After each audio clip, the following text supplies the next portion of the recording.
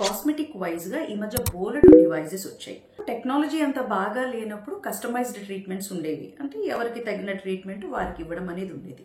రాను రాను టెక్నాలజీ ఎక్కువైపోయేసరికి standardised treatment, cookie cutter treatments అంటూ ఉంటారు వీటిని.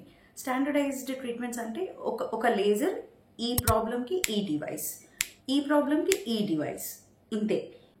ఎవరికి ఏ ప్రాబ్లం ఉంది, వారి కేస్ హిస్టరీ ఏంటి, హెల్త్ హిస్టరీ ఏంటి, వాటితో సంబంధం లేకుండా కేవలం ఇదే ప్రాబ్లం, దీనికి ఇది విరుగుడు, దీనికి ఇది మందు లాగా డివైజెస్ని ప్లాన్ చేసి ఇస్తున్నారు. ఇది కొంతవరకు అడ్వాన్స్మెంట్ అనే చెప్పుకోవాలి, కానీ అన్ని ట్రీట్మెంట్స్కి స్టాండర్డైజ్డ్ ట్రీట్మెంట్సే సరిపోవు. కొన్ని కస్టమైజ్డ్గా, అంటే టైలర్ మేడ్గా, అంటే మన ఇండివిజువాలిటీని బట్టి, మన స్కిన్ని బట్టి, మన హెయిర్ని బట్టి, మన స్కాల్ప్ని బట్టి మాత్రమే కాకుండా మన హెల్త్ని బట్టి కూడా కొన్ని ట్రీట్మెంట్స్ని మనం ప్లాన్ చేయాల్సి ఉంటుంది. ఫర్ ఎగ్జాంపుల్, కస్టమైజ్డ్ ట్రీట్మెంట్స్ అంటే ఇప్పుడు బాగా సాగీ స్కిన్తో ఒకరు వచ్చారు అనుకుందాం. ఒక advanced standardised skin tightening devices ఏదో ఒకటి చెప్పారు. ఫలానా వ్యక్తికి సాగింగ్ ఎందువల్ల అయింది అనేది ఈ అడ్వాన్స్డ్ డివైస్ ఆర్ ఎక్విప్మెంట్కి సంబంధం లేదు. ఆ రీజన్ ఏజింగ్ వల్ల అయిందా, లేదా ప్రోటీన్ లాస్ వల్ల అయిందా, డిహైడ్రేషన్ వల్ల అయిందా, డైట్స్ చేయడం వల్ల అయిందా, దేని వల్ల అయింది అనే ఇంటెన్స్గా తెలుసుకునే ప్రయత్నము ఈ అడ్వాన్స్డ్ స్టాండర్డైజ్డ్ ట్రీట్మెంట్స్లో ఉండవనే చెప్పాలి. అయితే ఇవన్నీ వేస్ట్ ఎక్విప్మెంట్ అంటే లేదు. టెక్నాలజీ వైజ్ మనం చాలా అడ్వాన్స్ అయ్యాము. సో కాస్మెటాలజీ ట్రీట్మెంట్స్లో మరింత అడ్వాన్స్డ్ మెషిన్స్ అనేవి మంచి రిజల్ట్స్ని రాబట్టడానికి డెఫినెట్గా హెల్ప్ అవుతాయి. కానీ స్టాండర్డైజ్డ్ ప్రోటోకాల్స్ ఉంటాయి. ఒకటి ట్రీట్మెంట్ ప్రోటోకాల్ ప్రతి పేషెంట్కి, అంటే పిగ్మెంటేషన్ ఉంది, ఈ పిగ్మెంటేషన్ కోలోకి చెందే అందరికీ ఫలానా స్టాండర్డైజ్డ్ డివైస్ని వాడడం. సో ఇలా వాడినప్పుడు వాళ్ళ హెల్త్ స్టేటస్ని, వాళ్ళ స్కిన్లోని ప్రోటీన్ స్టేటస్ని అనలైజ్ చేసినా కూడా దాన్ని బేస్ చేసుకుని ట్రీట్మెంట్ ఇవ్వడం అనేది ఇక్కడ జరగటం లేదు. Hope you got the point.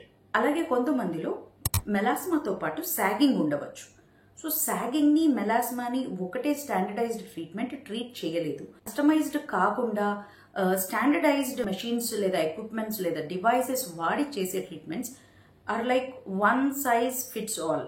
అంటే ఈ స్టాండర్డైజ్డ్ ట్రీట్మెంట్స్ కేవలం ఆ సిమ్టమ్స్ని అడ్రస్ చేస్తాయి, కానీ కాంట్రిబ్యూటింగ్ ఫ్యాక్టర్స్ ఏమిటి, అండర్లయింగ్ రూట్ కాజ్ ఏమిటి అనేవి అనలైజ్ చేయలేవు.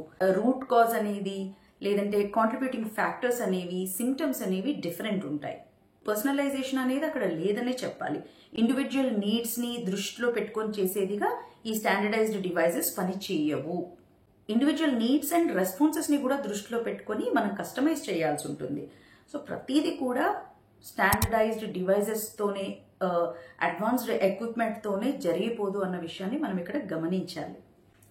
సో మన క్రౌన్స్లో మాత్రం పర్సనలైజ్డ్ అప్రోచ్ ఉంటుంది. మీ బ్లడ్ రిపోర్ట్, మీ కేస్ హిస్టరీ, మీ అనాటమీ, మీ ఫిజియాలజీ, మీ కన్సర్న్, మీ నీడ్, ట్రీట్మెంట్ తర్వాత మీరు రెస్పాండ్ అయ్యే విధానాన్ని బట్టి ట్రీట్మెంట్ ఆప్షన్స్ అనేది కస్టమైజ్ చేస్తూ ఉంటారు.